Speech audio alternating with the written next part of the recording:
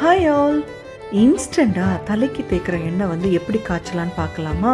வீட்டில் இருக்க பொருட்களை வச்சு நான் இதில் வந்துட்டு ஆர்கானிக் தேங்காய் எண்ணெய் தாங்க எடுத்திருக்கேன். ஸோ இந்த அளவு உங்களுக்கு பார்த்தா தெரியும். இதில் வந்து கொஞ்சமாக வெந்தயம், அப்புறம் மிளகு சேர்த்துருக்கேன். இதில் வந்துட்டு நம்ம இன்னும் சில இன்க்ரீடியன்ட்ஸ் நம்ம சேர்க்க போகிறோம். கருஞ்சீரகம் வந்து 2 டேபிள் ஸ்பூன் எடுத்துக்கோங்க. அப்புறம் சின்ன வெங்காயம், கருவேப்பிலையும் நம்ம சேர்த்துக்கலாம். தண்ணி இல்லாத கருவேப்பிலையாக நீங்கள் எடுத்துக்கணுங்க. நல்லா வாஷ் பண்ணி ட்ரை பண்ண கருவேப்பிலையாக வச்சுக்கோங்க. சின்ன வெங்காயம் சேர்க்குறதுனால ஒரு 4 to 5 நாள் வரைக்கும் தான் இந்த எண்ணெய் வந்து தாங்கும்.